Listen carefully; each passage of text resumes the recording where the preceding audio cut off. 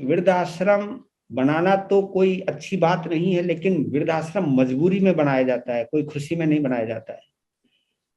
तो अगर नवकीर्ति जी उनको बिल्कुल मातृत्व जैसा प्रेम दे करके और एक बेटी का प्यार दे करके अगर उनके सुख का ध्यान रखते हैं, उनके कहीं ना कहीं सुकून पहुंचाने का प्रयास करते हैं, तो मैं नवकीर्ति को भी बहुत बहुत अपनी ओर से शाबाशी देता हूँ। हाँ जी। और ये तो मैं कहता ही हूँ कि जिस देश में वृद्धाश्रम होते हैं वो देश कहीं ना कहीं उन्नति नहीं करता है, क्योंकि वृद्धाश्रम खुशी से नहीं बनाए जाते, मजबूरी में बनाए जाते। हम नहीं चाहते कि लोग बिना बच्चों के रहें, बिना बालक बालिकाओं के रहें, बिना अपनी संतान के रहें, क्योंकि वृद्धाश्रम एक ऐसी अवस्था है, ऐसी जगह है जहां उनको सब चीज मिल सकती है, लेकिन अपने बच्चों का प्यार नहीं मिल पाता उनको। वो अपने बच्चों से बोलना चाहते, वो बोल नहीं सकते। उनके हाथ से कुछ खाना चाहते, खा नहीं सकते।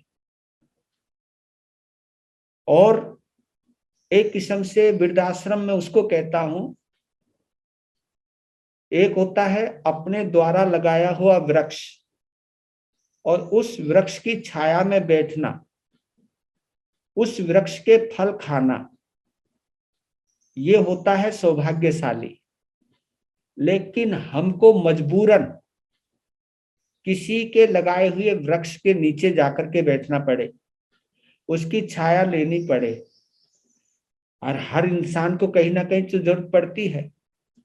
मैं उन लोगों को बधाई देता हूं, उन लोगों को शाबाशी देता हूं जो दूसरों का दर्द मिटाने के लिए ऐसे ऐसे आश्रमों का निर्माण करते हैं।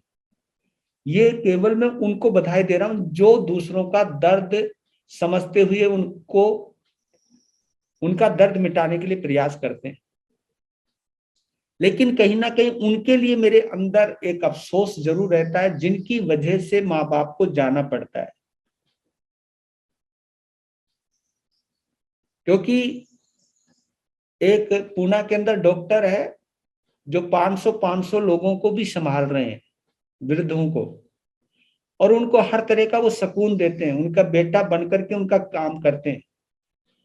लेकिन मैंने उन्हीं लोगों के मुख से सुना है कि ये हमारी मजबूरी है जो हम यहाँ रहते हैं, हमको भी अपने बच्चे प्यारे लगते हैं, हम भी अपने बच्चों के साथ रहना चाहते हैं, उनके चेहरे देखना चाहते हैं, उनसे बात करना चाहते हैं, उनकी हंसी देखना चाहते हैं, उनके सुख दुख में हम भी शरीक होना चाहते हैं।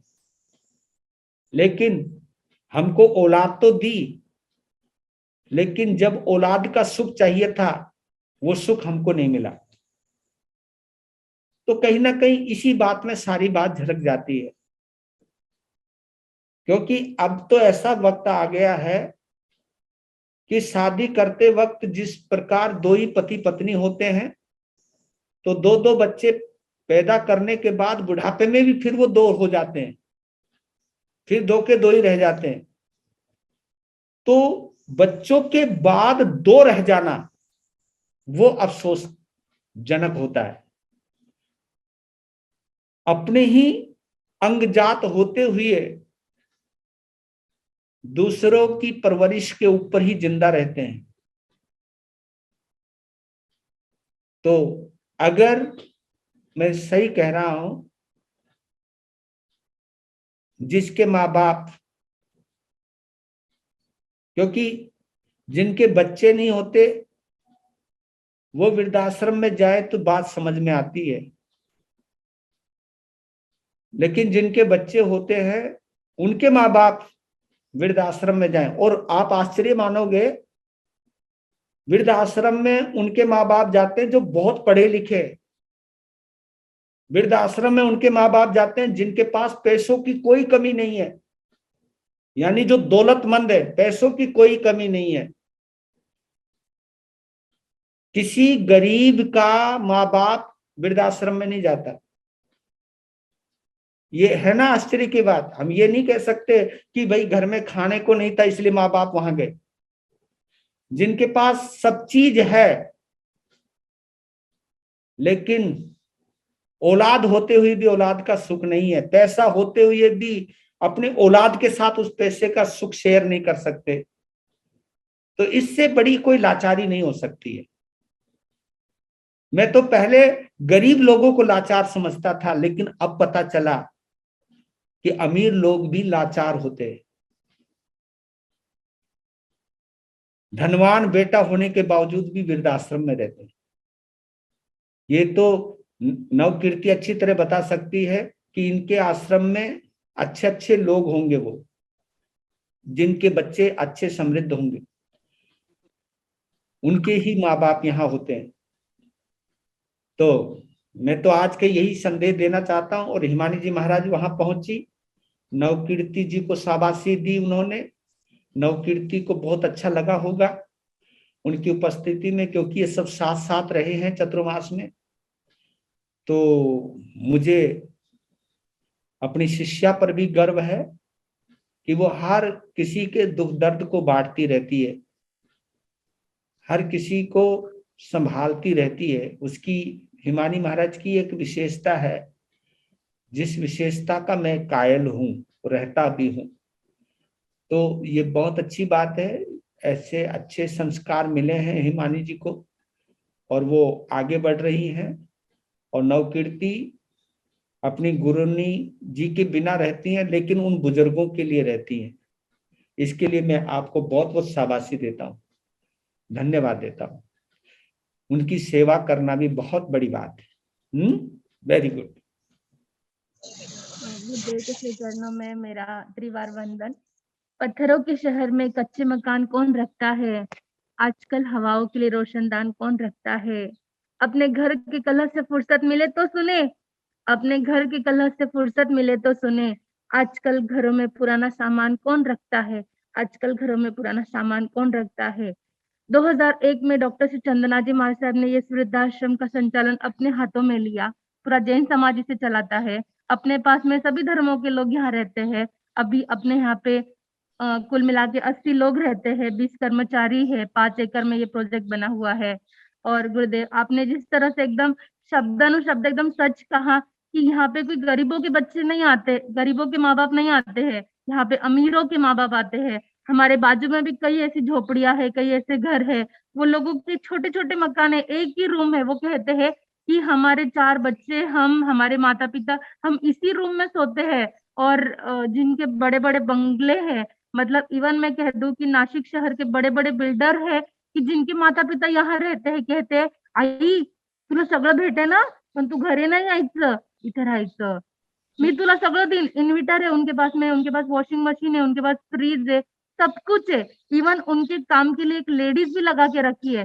पर आई तू घरी नहीं यायचं, तूने इधर ही रहने का माँ, तूने घर पे नहीं आने का। क्या है ना, जब तू घर पे होकलती है या तू जब बीमार पड़ जाती है, मेरे बड़े बड़े दोस्त आते हैं, वो देखते कि ये बीमार तुम्हारी माँ है क्या, तो मेरी इज्जत खराब हो जाती है।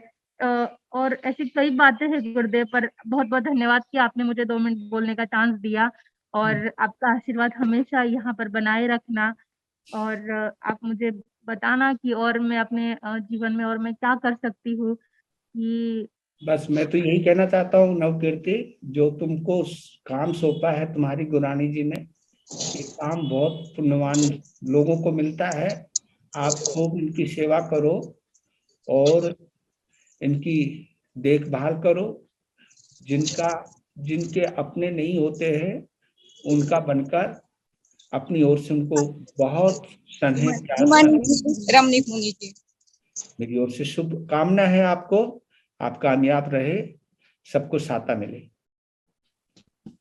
गुरुजी ऐसी ऐसी कहानियां बताई इन्होंने कि लोग बोलते कि हमारे पास जगह नहीं अब इनको रखने की, हम कहाँ रखें इनको, हम इनको अपने पास नहीं रख सकते। बाद में पता चलता है कि वो बहू नहीं बेटी थी। मतलब हम बोल देते हैं बहुएं ही निकालती हैं, बेटियां भी इस तरीके से हो गई हैं। और मतलब मैंने कल दिन भर में इतने सारे इनसे केस सुने ना गुरुदेव, ऐसे लगता था कि वास्तव में बदनसीब बच्चे होते हैं जो माँ बाप को ऐसे छोड़ जाते हैं। कई तो इतने पढ़े लिखे भी हैं लेकिन वो मजबूर हो गए वो यहाँ पर रहने के लिए। पर इनका मैंने पूरा दिन देखा मैनेजमेंट, हर छोटी सी बच्ची से लेकर पशु पक्षियों से लेकर जानवर से लेकर हर किसी से इतना मीठा बोलती है, इतना मीठा बोलती है, जबकि इसको अपने गुरु की कमी बहुत खलती है। लेकिन मैंने इसको बोला तुम्हारा सौभाग्य है कि तुम यहाँ पर इतने, थाने 2 है, ऐसा नहीं कि अकेली है, थाने 2 है, लेकिन फिर भी बहुत, मैंने तो सोचा ही नहीं था कि ये इतना अच्छा कार्य कर रही होंगी, पर बहुत अच्छा। और चंदा जी महाराज, अक्षय ज्योति जी महाराज पूरा ध्यान रखते हैं दिन भर, लेकिन उनको जो सुकून देती है 2-2 मिनट में दौड़ती रहती है उनके पास, उनकी हर तरीके से। और यहाँ पर बहुत बड़े बड़े कार्यक्रम होते हैं गुरुदेव, नासिक है के बाहर है तो कभी कोई मंत्री, कोई मतलब पार्षद, हर कोई यहाँ पर पहुंचता है, एजुकेटेड बच्चे,